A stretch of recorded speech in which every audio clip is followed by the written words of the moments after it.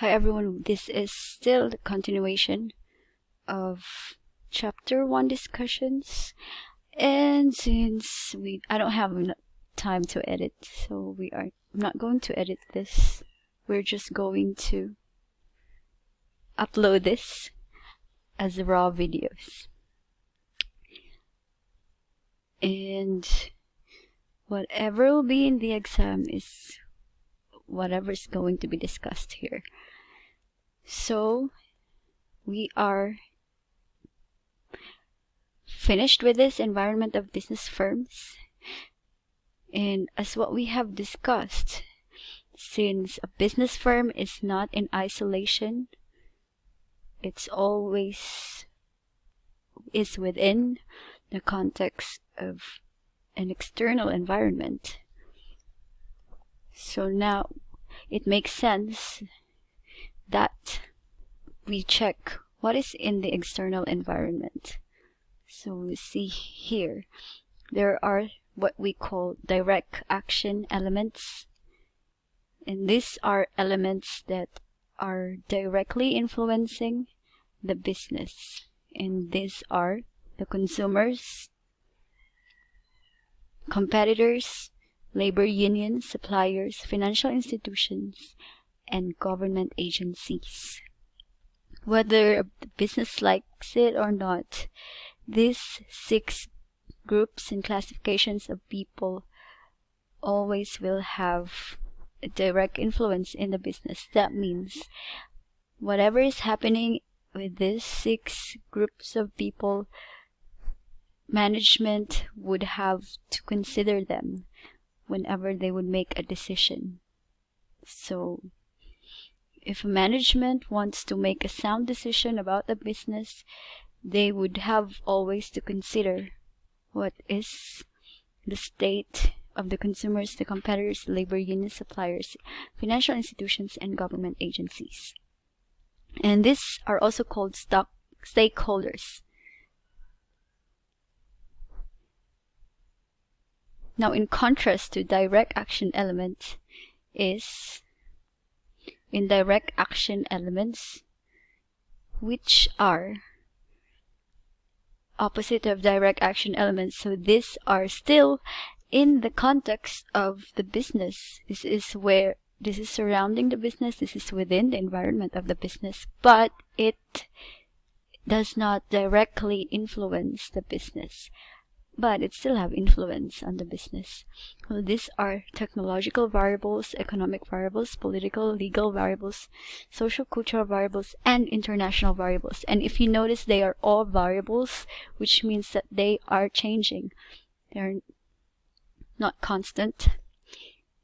And they are actually what we can also call as climate. And just the same with the literal climate that we have. These are very much not within the hold of the business. Of course, even the stakeholders are not within the hold of the business, but so much more are the indirect action elements, or what is the climate. Though some businesses in their innovation can influence the climate. So, a business must match what is in the environment. This is a question, a very crucial question that managers and investors, whoever want to start a business, needs to answer. Does the business that they are thinking of putting up suit the environment? Because if it doesn't, the business is like going to suicide, and it will be more likely wasting of time, resources, capital, and anything else that you would put into a business. So does the business suit the environment? Say, for example, there is an instance with McDonald's where there is a country where their culture, so that's going to be the social cultural variables, they put value in food preparation, in the care that is put into the preparation of the food, which includes the time, the ingredients, and how it is cooked as fresh, and not like that of coming from a factory, which is directly contradicting the concept of McDonald's, which is fast food, which puts value in getting food fast that is tasty, but most of it are like ready-made. And so, since that is the cultural climate of that country, I forgot it's somewhere in Asia. McDonald's eventually went bankrupt on the country. They cannot thrive on it, and McDonald's have to go. So in that country, there is no McDonald's, unless there is some changes in the culture that would put some value in fast food. Then maybe McDonald's can come again and try to do business in that country. So that is what happens if the business is it suiting the environment or not. Now let's look at the types of business environments. There is static and dynamic. Static means unchanging, firm, stays the same. That is of course the opposite of dynamic, which is changing. Language is defined as something. It's described. Language is described as something that is alive and dynamic. It's like dynamic is part of being alive. That means it's changing. Just like also in music, you would hear this word dynamic. When you say dynamic, it's like the softness and then the loudness of the sound, and it adds flavor into the music piece. The dynamic basically is about change. So if a business environment is static, that means it's not changing, and dynamic is not changing. And so if it is static, there are few forces in the environment that are changing to affect the business. So only a few forces. Since it's just a few forces that are changing and they affect the business, so if you would notice, static doesn't mean no changes at all. It just means a few forces are changing, and that is why it's manageable for the business to predict and to control what they would do in the future. Whereas a dynamic environment is an environment where there are a significant number of environment forces that affect business, and they are changing. So if in the static environment there are only a few forces, in the dynamic environment there is a significant number. There's a significant number of forces. So this is what's opposite on this. And because it is a significant number of forces that are changing, we can say that a business is somehow not on solid ground.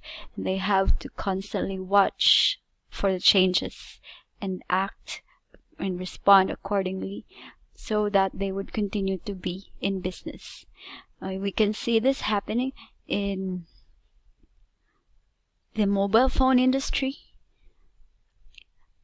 It is not a static business environment, especially as more research are being done and especially this is dynamic environment happens in products that are more into development.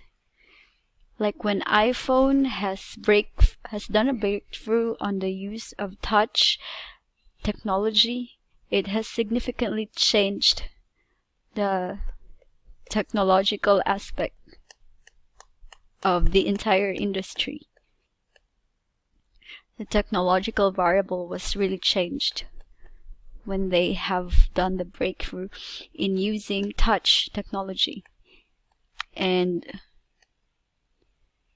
as that happened, many mobile phone industry companies have tried to cope with them.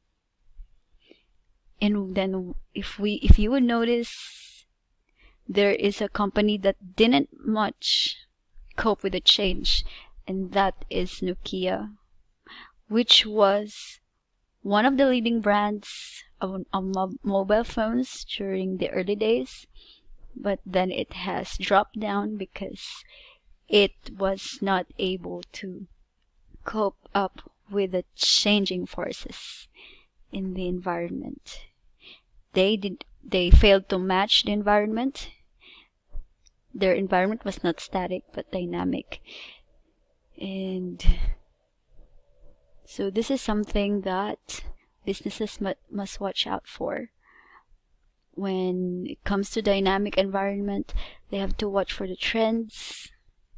Even there would be businesses which are powerful enough to create that significant change or to affect first the environment, so that they can release whatever product that they are thinking of producing. So those are the types of environment, and that ends chapter 1 discussion.